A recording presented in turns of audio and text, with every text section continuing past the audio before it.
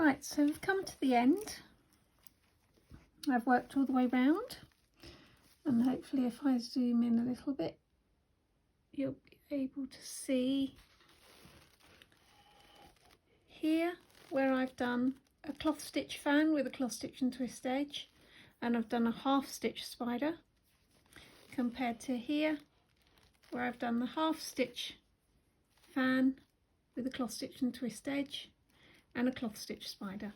So you can vary things up a little bit, so you could do your half stitch fan with your half stitch spider and vice versa, or you can alternate even along an edge where you can have a half stitch cloth stitch, half stitch cloth stitch, and the same with the spiders. It's entirely up to you, so have a play and see if you can come up with some different variations. So coming round to the start finish point, I lay the bobbins flat. Okay, so every pinhole along here should have a pair coming into it, with the exception of this top one here, which will have 2 pairs.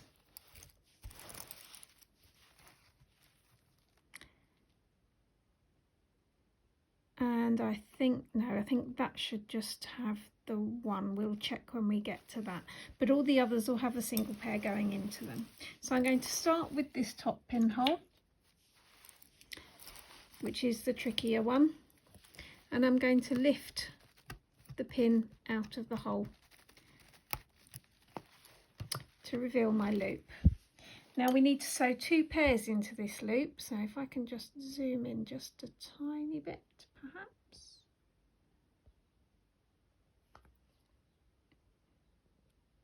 I think that's as far as it wants to go, I'm afraid.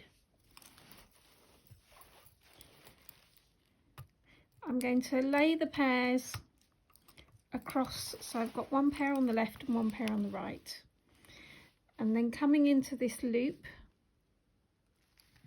I'm going to put my hook through the loop, and I'm going to catch one of the threads from that pair and pull it through. I'm going to pass the partner bobbin through the loop,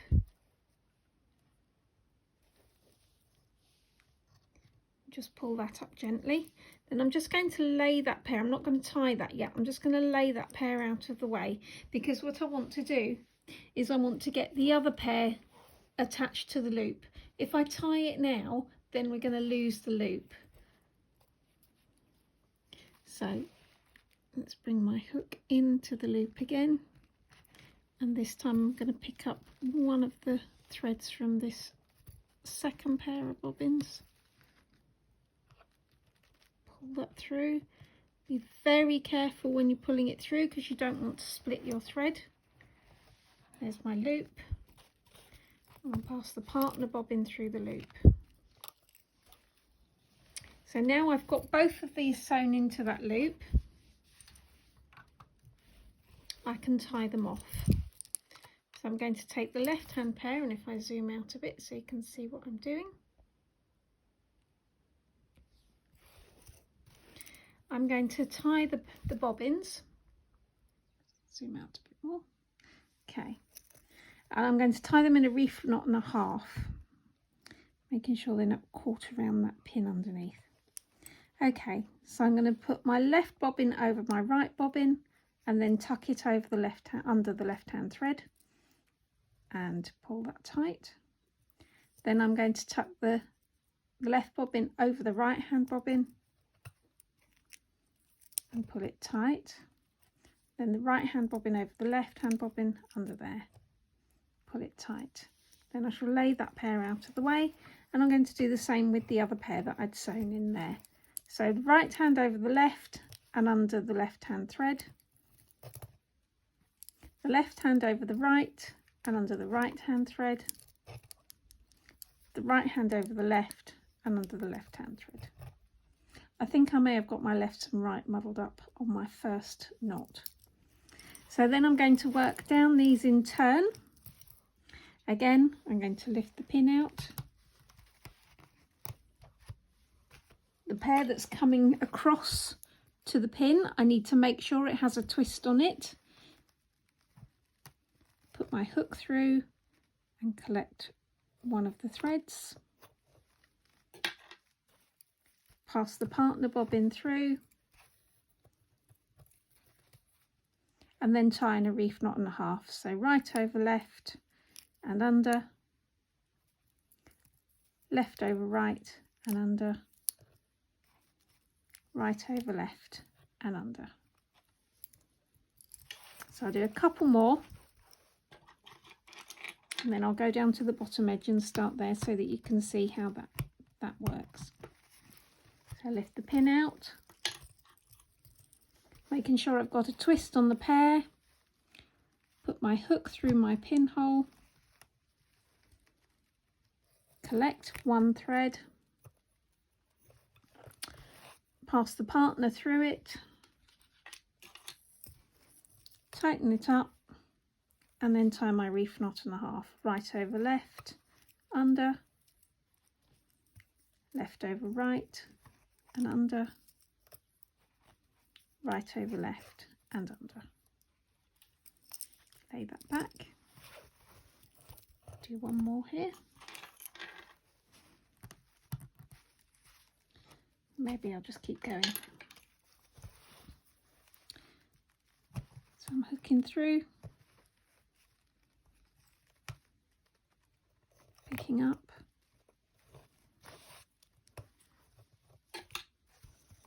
passing that through, making sure I'm not collected on any of the pins because we don't want loops at this stage. Right over left, left over right,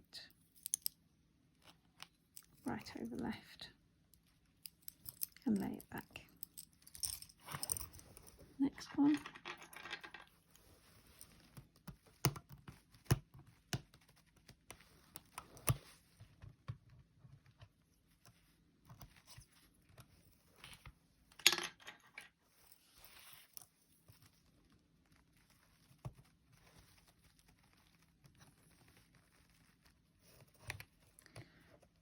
It through, partner through the loop,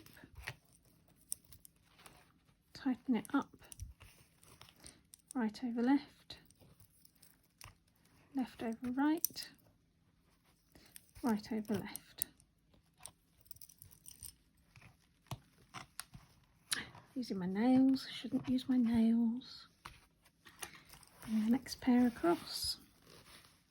And you can see I'm going into the ground here, or you might be able to see I'm going into the ground here now because I've finished the pairs with the fan, but it's exactly the same. Bring one through, pass the partner through the loop. Now a little tip, if you're finding that you're not getting your knots as tightly as you would like, you can do with the first pass, we can do what's called a surgeon's knot. So we'll do right over left, pass it under the thread, and then wrap the thread around it once. Then when we tighten this knot up, it doesn't loosen up, it stays quite snug. And then just carry on with the rest of your reef knot and a half as normal.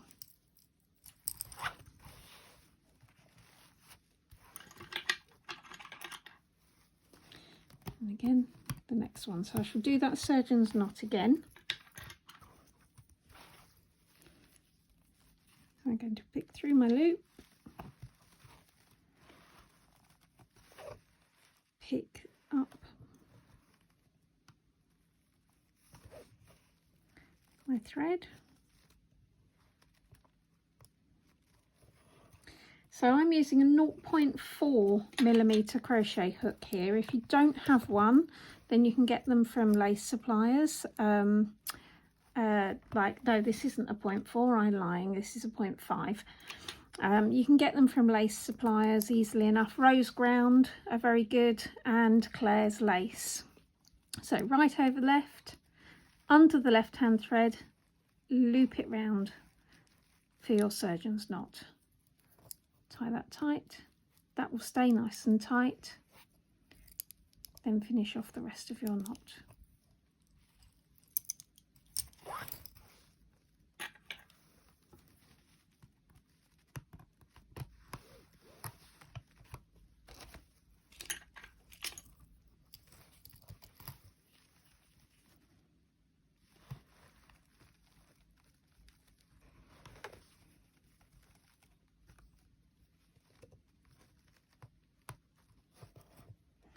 bring that through.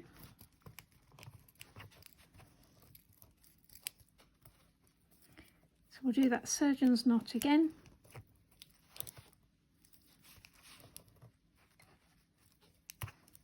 Left over right, right over left.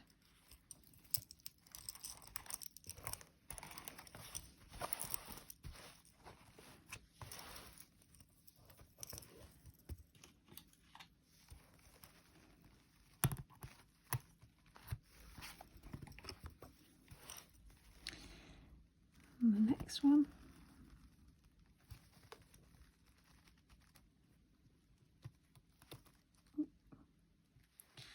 Try that again.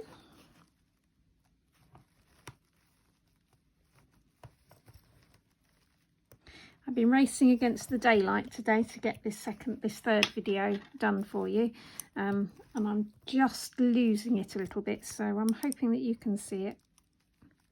So let's do that surgeon's knot again. Right over left, wrap it round. Left over right, and right over left.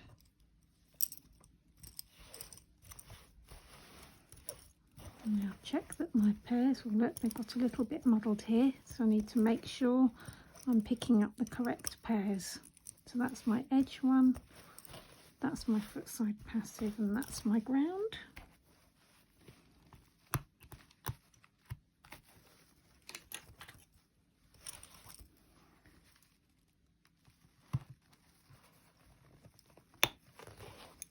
I'm just going to turn my pillow a little.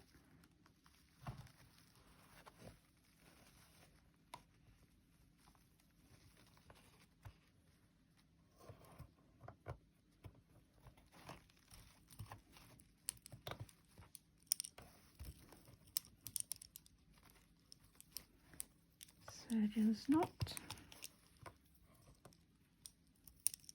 left over right, right over left, and then this next one is our foot side passive, so that's that extra pinhole that we made in the pattern right back at the beginning. It's a very tight little loop.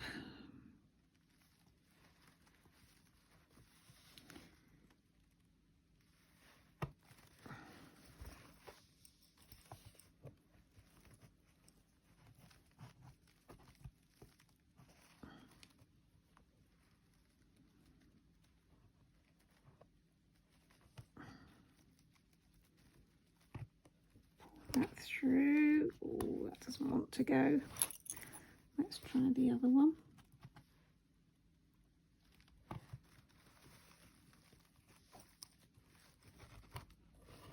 Oh, that's what you don't want to do. So now can you see I accidentally shredded that thread a little bit. It didn't split, so what I'm just doing is I'm going to run the hook up and down, which will ease the twists back to where they should be. So let's try again with this knot. My daylight is really not very good anymore.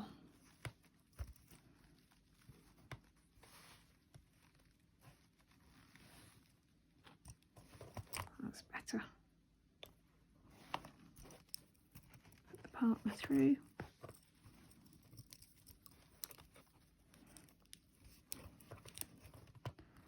Do that little surgeon's knot.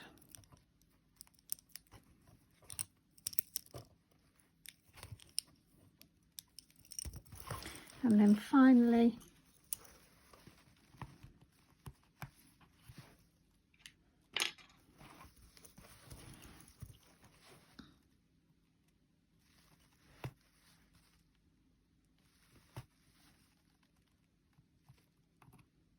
I'm actually going to take it in the larger loop there, just so that I can make the edge stitch look like the edge stitch, because you remember when I started it off I did that with the ground stitch, so by doing this I can make it look like it's a proper edge stitch again.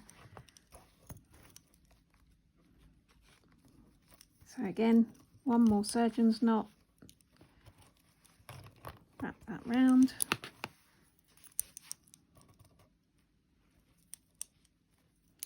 then left over right, and right over left. So that's all our pairs sewn in. So what I would do is I would just leave that for a little while, just so those knots really set, just because I'm a little bit nervous always. And then when you come back, I'll probably do this in the morning, I'm just going to come along and I'm going to trim those ends as close as I can to the knot without actually cutting through the knot. Okay, and that's your little square with 2 alternative ways of working it. Enjoy!